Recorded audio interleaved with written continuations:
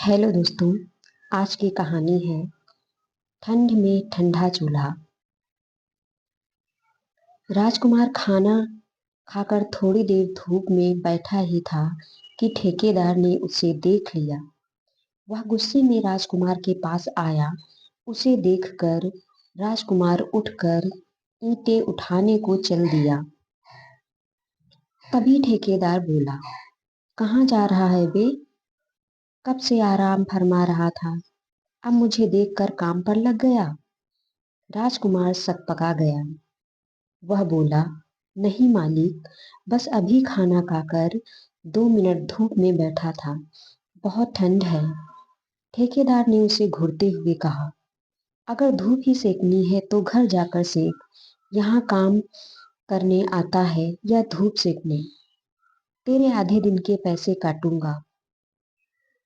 राजकुमार को बहुत गुस्सा आया, लेकिन अपने परिवार के बारे में सोचकर बोला, मालिक ऐसा जुल्म ना करो, बच्चे भूखे मर जाएंगे। ठेकेदार को और गुस्सा आ गया। अबे मैंने तेरे बच्चों का ठेका ले रखा है, कल के मरते आज मर जाएं। अब पानी सर के ऊपर हो चुका था। रामकुमार ने इधर उधर देखा। उसके साथ के सारे मजदूर अपने अपने काम में लगे थे, जैसे किसी ने कुछ सुना ही ना हो।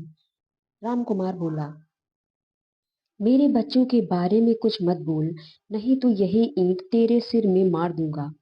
चल मैं काम नहीं करता, ला मेरा हिसाब कर, आधे दिन के पैसे दे। ठेकेदार बोला, अच्छा मुझे धमकी देता है, जा भाग, जा, नहीं देता पैसे, जो करना है कर ले। राजकुमार को अपनी गलती का एहसास हो गया। अगर पैसे नहीं मिले तो घर में चूल्हा कैसे जलेगा? रामकुमार ने कहा, मुझे माफ कर दो, पर आधे दिन के पैसे तो दे दो। लेकिन ठेकेदार अपनी बात पर अड़ा था। रामकुमार बहुत गिड़गिड़ाया, लेकिन ठेकेदार ने उसे एक पैसा भी नहीं दिया। वह थक हार कर वापस घर की ओर चल दिया। शहर के बाहर एक छोटी सी झोपड़ी में उसकी पत्नी लाजो और उसकी बेटी कंतो रहते थे। आज जब वह घर पहुंचा तो लाजो ने पूछा, क्या हुआ, बहुत परेशान हो और इतनी जल्दी काम पे से कैसे आ गए? रामकुमार ने कुछ नहीं कहा। वह बस इतना बोला, काम खत्म हो गया, कल से कहीं और काम देखना पड़ेगा। वह बाहर पड़ी टूटी सी खाट को धूप में खिसका कर लेट गया। पास ही में कंतो खेल रही थी। जब उसका ध्यान अपने पिता पर गया तो वो उसके पास आई। बापू, तुमने कहा था कल बाजार चलेंगे, आज मैं भी आपके साथ चलूंगी। यह सुनकर लाजो भी बाहर निकल आई।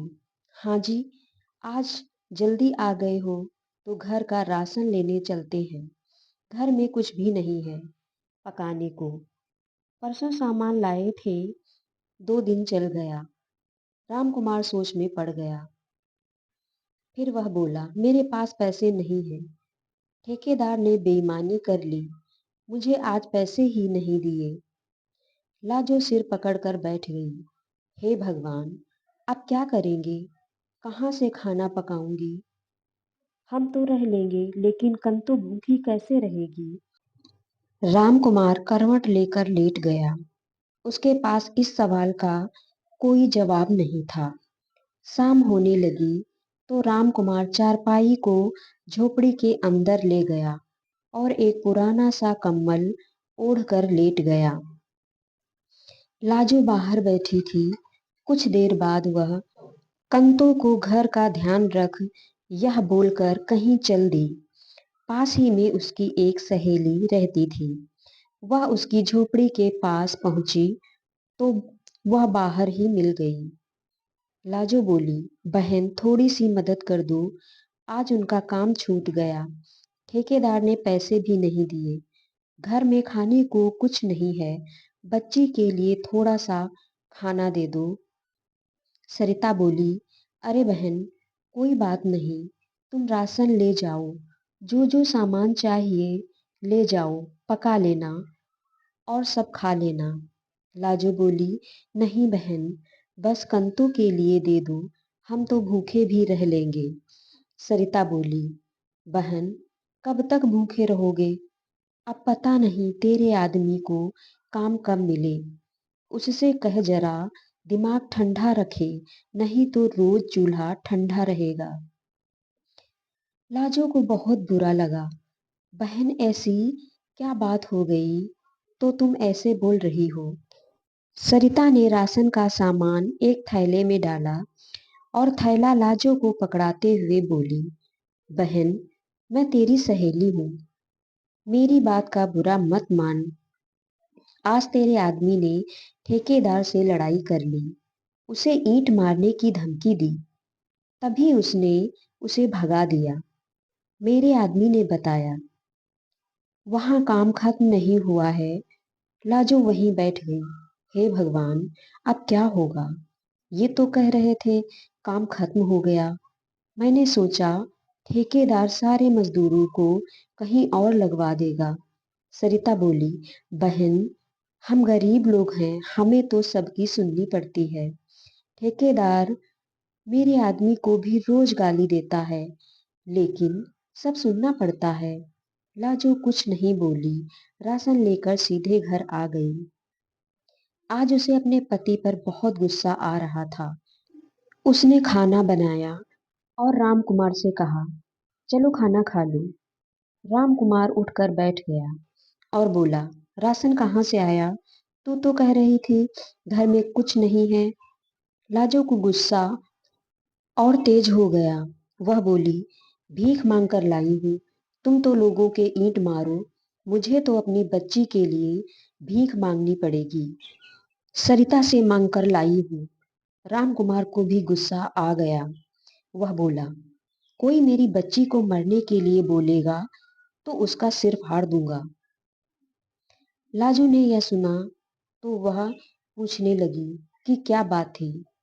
राम कुमार ने सारी बात बताई तो वह बोली, चलो छोड़ो, कल किसी दूसरे ठेकेदार के पास जाकर काम की बात कर लेना। आज का काम तो चल गया, लेकिन कल क्या होगा? राम कुमार की आंखों से आंसू बह रहे थे। वह अपनी लाचारी और गरीबी पर बहुत शर्मिंदा था।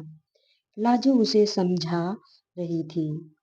राम कुमार बोला, हम गांव में कितने सुखी थे, सूखी रोटी मिलती थी, लेकिन पूरे गांव में इज्जत थी।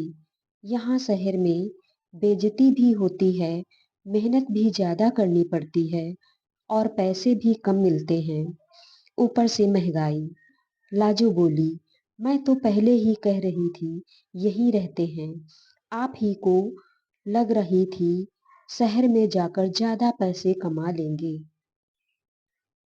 रामकुमार चुपचाप खाना खाकर सो गया। कंतु ने भी खाना खा लिया था, लेकिन लाजो के हलक से एक निवाला भी नहीं उतरा था। अगले दिन रामकुमार ने काम ढूंढना शुरू किया, लेकिन कहीं भी काम नहीं मिला। वह शाम को घर आया तो पता लगा कंतो को तेज बुखार है। वह उसे डॉक्टर के पास भी नहीं ले जा सकता था। लाजो के पास कुछ पैसे थे तो केमिस्ट से बुखार की गोली ले आया और कंतो के सिर पर पट्टी रखता रहा। जैसे तैसे रात गुजरी। भूख से दोनों बेहाल थे। कंतो का बुखार उतर गया था, लेकिन वह बहुत कमजोर थी। रामकुमार सुबह उठकर उसी ठेकेदार के पास पहुंच गया और बोला, मालिक, मेरे से बहुत बड़ी भूल हो गई, माफ कर दो, वापस काम पर रख लो। ठेकेदार बोला, नहीं भैया, कल तुझे गुस्सा आया और तूने ईंट मार दी तो मैं तो मर जाऊंगा। एक काम कर, मुनीम जी से अपने आधे दिन के पैसे ले जा और मेरा पीछा छोड़। रामकुमार पैसे लेकर घर आया। पैसे लाजो को दिए। लाजो कुछ सामान ले आई और कंतो के लिए थोड़ा सा दूध ले आई। रामकुमार बोला, लाजो, चल इन बच्चे पैसों से गांव चलते हैं। वहां इज्जत की दो रोटी तो मिल ही जाती थी, कभी भूखे नहीं सोना पड़ा। यहाँ दिन रात मेहनत करके भी चूल्हा ठंडा पड़ा है। लाजो बोली, मैं भी आपसे यही कहना चाहती थी। अपना घर अपना ही होता है। इस शहर में, इस झोपड़ी में, ठंड में पड़े रहते हैं। अब तो चूल्हा भी नहीं जल पा रहा। चलो चलते हैं। सारा सामान बांध कर वे तीनों हमेशा के लिए गांव चल दिए। तो दोस्तों, कैसी लगी यह कहानी? कमेंट करके हमें अवश्य बताएं। Thanks for watching.